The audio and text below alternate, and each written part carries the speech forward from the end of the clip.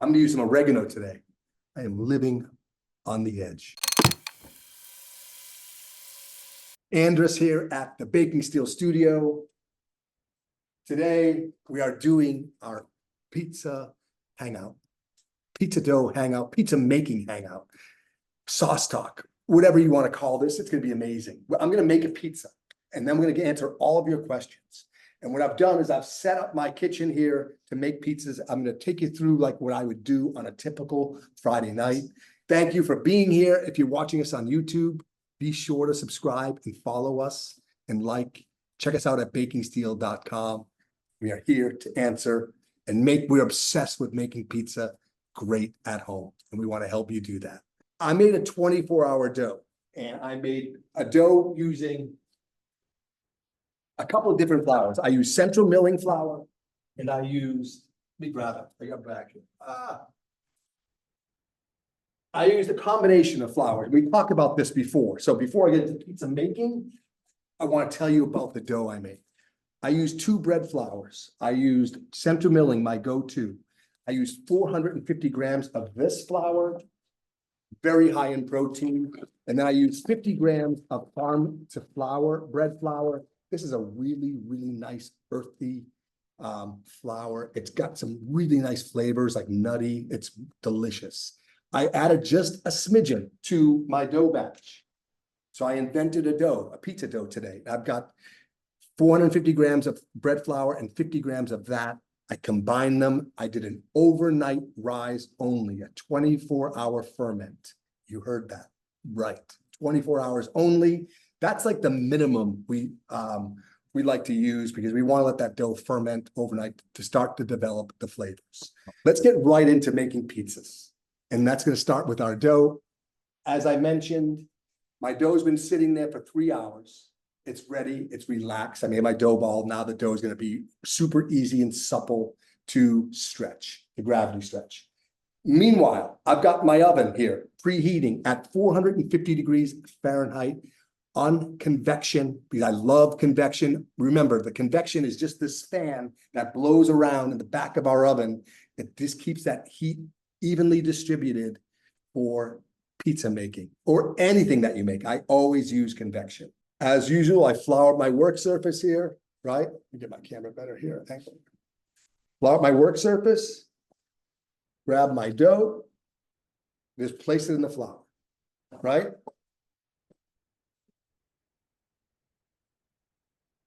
Once I get this in the flour, I know I coat both sides just so it's not sticking, okay? I'm gonna give this thing a rough stretch first, okay? And before I do that, I'm gonna take my pizza peel, I'm gonna dust it lightly with flour and semolina flour. Those are my ball bearings, right? Place this aside. And so I can get my dough ready. And I do this very gently. I'm just pressing in it. It's like a cloud. It's super soft and supple because this dough has been resting.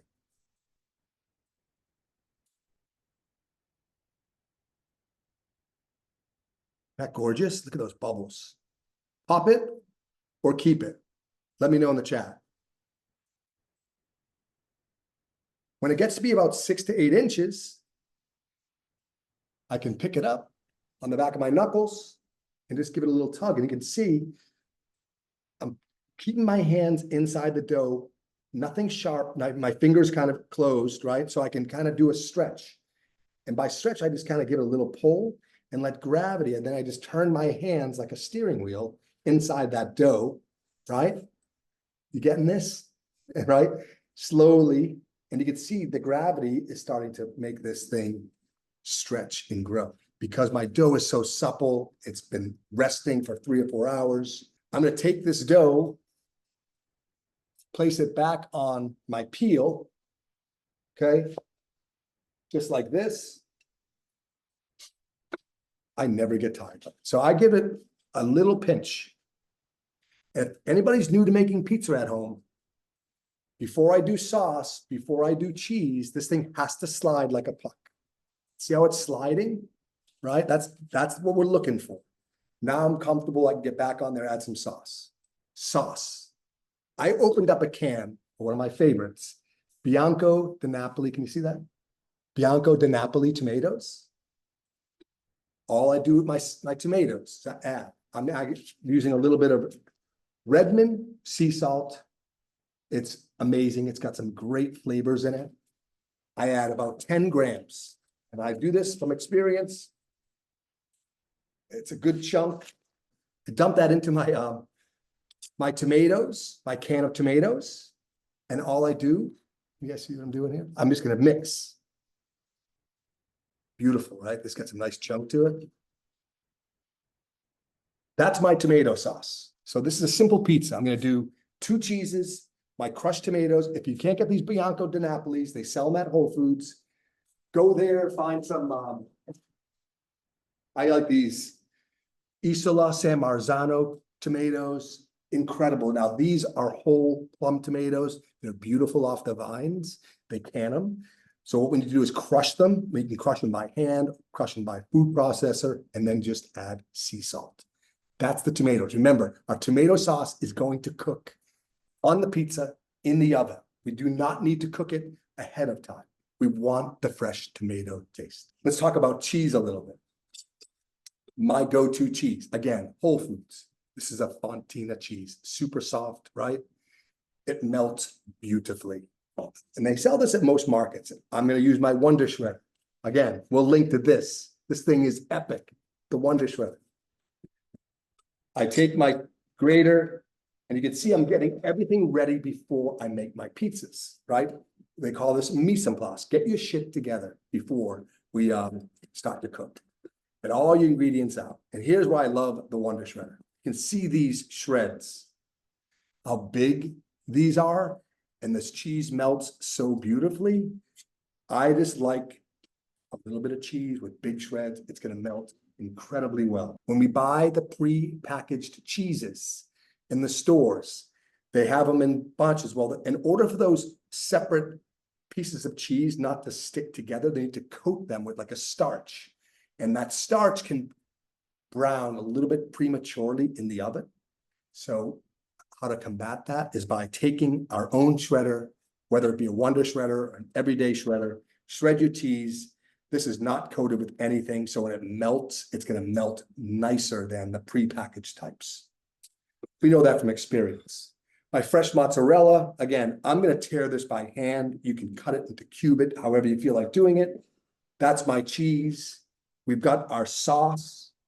I'm also going to use a little grated parm on top of my sauce. I'm also going to use some oregano. I have any. I do. I'm going to use some oregano today. I am living on the edge, right? So, all right, let's get back. Let's get back to pizza making. Meanwhile, my baking steel is preheating. Here's my dough. Let's sauce it up. Again, before I do anything, I'm going to make sure my dough's sliding. It's sliding like a hockey puck, right? That's critical. If it's not sliding, grab the corner that's not sliding, slide some flour underneath it, and just press it up, and then give it a jiggle. Look at those bubbles. Now the sauce. Less is more. Someone asked me about watery pizza. Well, this sauce has got a lot of liquid in it, right? And if I go too heavy on my sauce, it's going to seep through the pizza, the dough, and make it more difficult to cook. Less is more. Oregano. I'm going to go extra heavy on the oregano.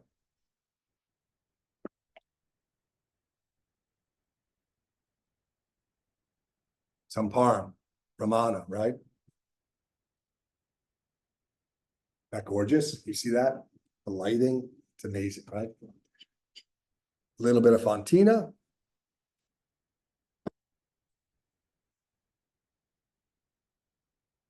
And then a little bit of fresh cheese, fresh mozz. Less is more, remember, that's our mantra. Okay. Before I do anything else, give it a slide. Still sliding like a puck, which means I'm ready to go in the oven. You can see that, right? So slide. So let's talk about the oven and the steel. what we're doing. If we don't have a steel, we're making this in a pizza stone or something else, not gonna be as good.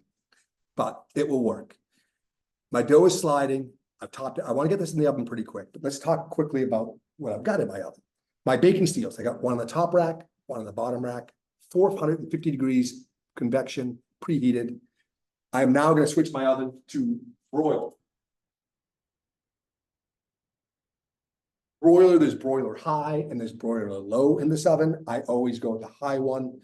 My steel is about 7 inches, and to me, that's the second rack from the top of the oven.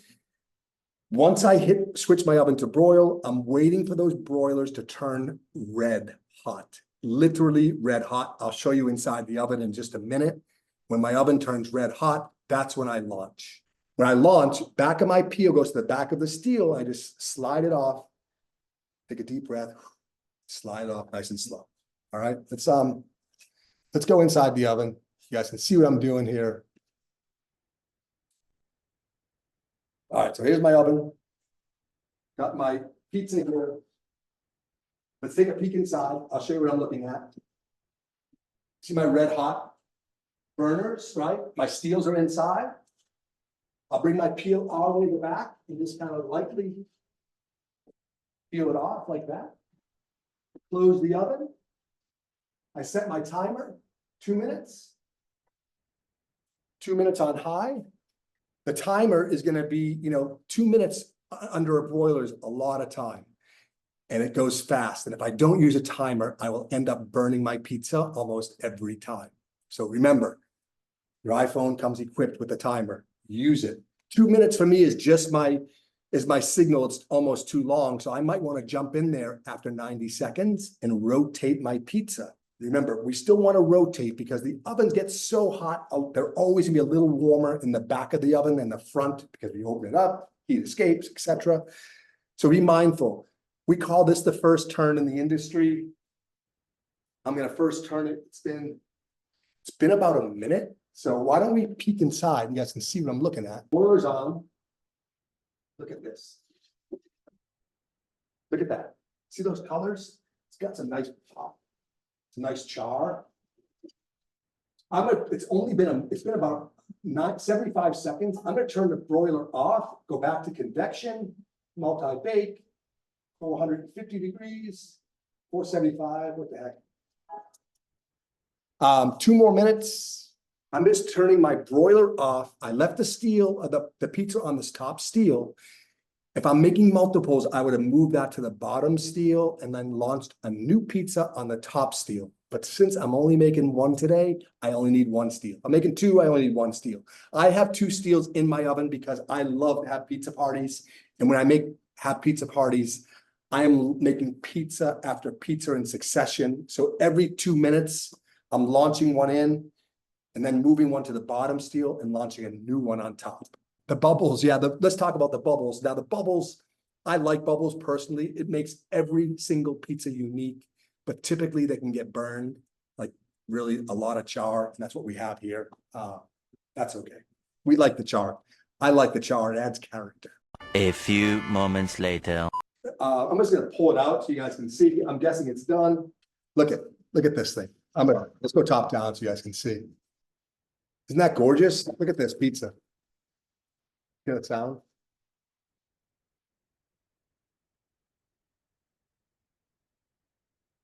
Let's go underneath it quick. You guys can see underneath. It's a little soft, right? Boom, boom. Oh my goodness. It's amazing. Now I could probably go another minute. That was like a 3.5 minute pizza, just because I want the bottom to firm up a little bit more. However, I'm taking this pizza home to my kids and I'm going to preheat it again in the oven later on my steel. So I'll like kind of double cook that crust on the bottom. It'll be amazing. So this is cooked about 80%. You can see it's really pretty. It's gorgeous. Like the colors on top. Look at that. Can you see the bubble? Look at that bubble. I'll put this in box. I have boxes and I'll bring it home to my kids and they'll put this in the oven. They'll slice it later. Boom, we got a pizza later. Dinner. What thickness of the pizza steel and the best for electric ovens, considering the weight of the steel versus performance? Alan, great question. I have access to any steel, right? You can imagine. And in this oven in my studio, we're moving into a new house. And guess what I'm moving in there? The original. I love the original size. It's maneuverable. It's still really heavy at 15 pounds. I have one here, right? This is our baking steel, the original. It's 15 pounds. See that? This is clean, so it's gonna look like out of the oven. 15 pounds, so it's really heavy still. But I can take it out of the oven when it's cool, like tomorrow, put it in my sink. I can lift it. I can clean it really easy. I clean my steel with my cleaning bricks. Again, these things are amazing. Tomorrow, I'll take my steel out of the ovens. If I get some cheese or something stuck on my steel, this brick is amazing. It feels like it's like a pumice stone. It's made out of recycled glass.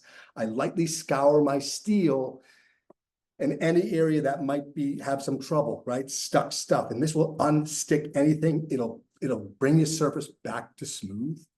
It's insane. I use these every single time I clean my steel. They do wear out. You need to be mindful of that. I think we sell them in 4-packs. Come in super handy. By the way, they work for a lot of other things besides just the steel. They're amazing. So my point is I use the 1/4-inch steel. I think the trade-off for thicker steels, and again, the thicker steel is going to hold a little bit more heat storage-wise, but really it's micro, I think, in comparison to the maneuverability that I love with the 1/4-inch. What's your oil choice to re-oil the steel? Mark, great question. My mom uses olive oil, okay? Early days, I would use canola oil. It works great, but now I've got access to flaxseed oil and I just use flaxseed oil mostly. I have an electric oven here. I very seldom even re-season my steel, but when I do, I will do canola oil or flax oil. Even avocado oil works great for re-seasoning. Again, when you're re-seasoning, remember, less is more, same principle. I will take some oil,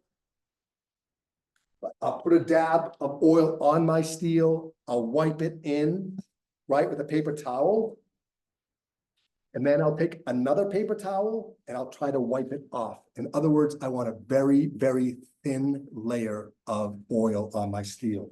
And then I'll place my steel back in my oven. And next time I fire up my oven, I'm essentially seasoning my steel. I don't need to like fire it up right away to season it. I just keep it nicely oiled. And then I know each time it goes in the heat, it's going to kind of give it that nice coating. Thank you. And if you have any questions, you can email me, andris@bakingsteel.com. Let's hope there's good pizza in your future.